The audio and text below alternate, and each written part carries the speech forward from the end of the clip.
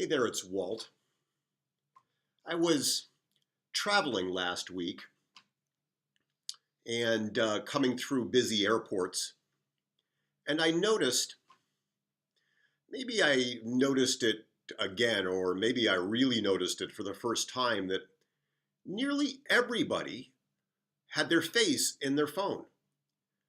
Whether they were walking or standing in line, or whether they were getting on the plane or having conversations, everybody had their face in the phone. And this is not an anti-technology rant. I really love technology. Technology allows me to travel all over the world and do the work I love to do all over the world. And yet this technology thing that's meant to serve us, particularly these smartphones that are meant to serve us, actually steal from us. Or maybe it's better to say that they embezzle from us, because the act is surreptitious. And I think that there are four things that we lose when we're constantly in these things. The first thing we lose is our time. I saw some recent research around the amount of time we spend in our smartphones. Over 73 hours a month. 73 hours a month, that's like a part-time job. You know, a lot of times I'll be at a book signing and people will come up and say, "Oh, Walt, Mr. Hampton, I love your book. I've always wanted to write a book."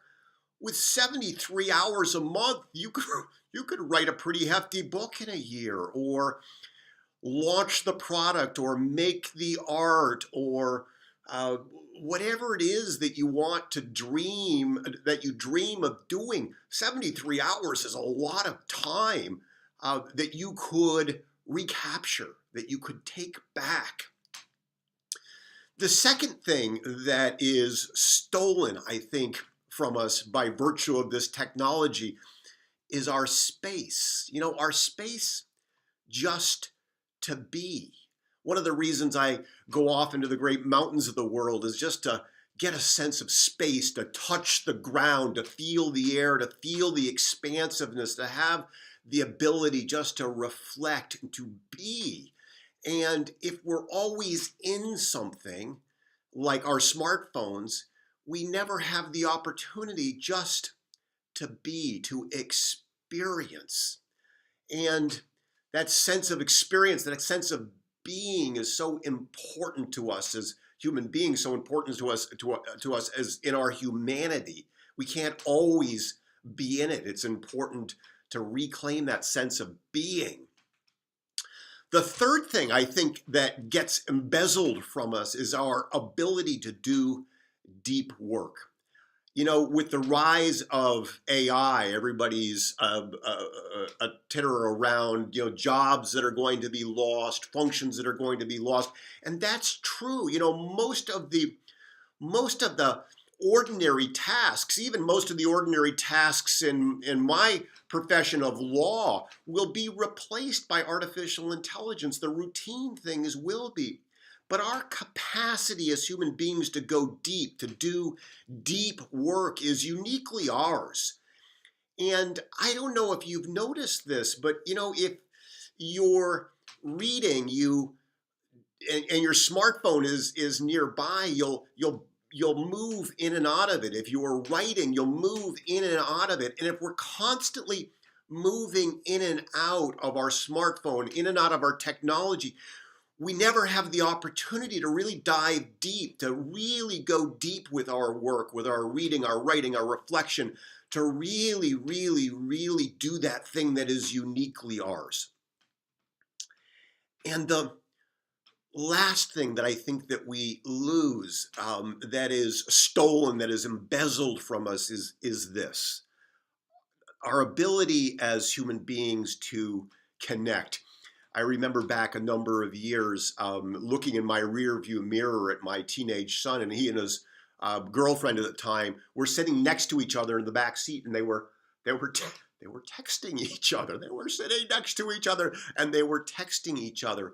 And we lose the opportunity to connect with one another when we're always in the technology.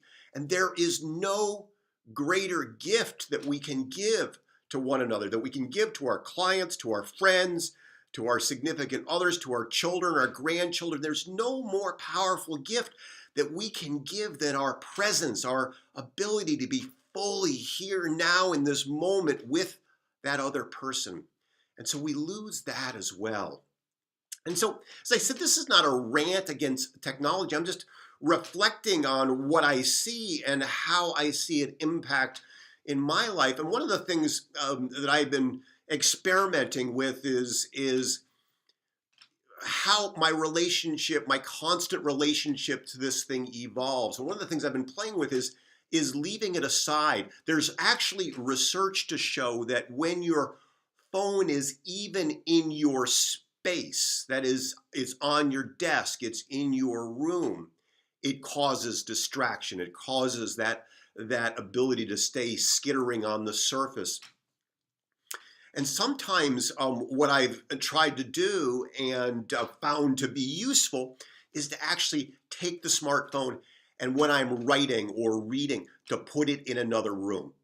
And that changes, it's interesting how it changes up the game. It's also interesting to observe from time to time the anxiety that can rise up when we're away from this thing. The other thing to experiment with, and it's really good, is just to leave it home. You know, if you're going out for dinner for an evening or out to lunch or out to a movie or out to the gym, just leave it home. You know, we don't always need to be tethered to this thing. And that's very freeing. Again, you know, when I go to the mountains for a day or several days, that's one of the great gifts. You know, it's too cold to have the cell phone even work anymore. And just to be away from it is restful, it's rejuvenating, it's re-energizing. So I'm experimenting with some things about, you know, having gone through the airports unseen, folks always in it, just brought to my awareness the importance of just analyzing for myself my own relationship with the technology. That technology that was meant to serve us too often enslaves us.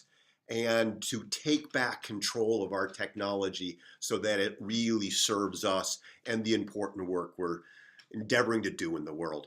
So be a little playful and experiment a little bit. See what happens. Make it a great rest of the day, great rest of the week. Talk soon.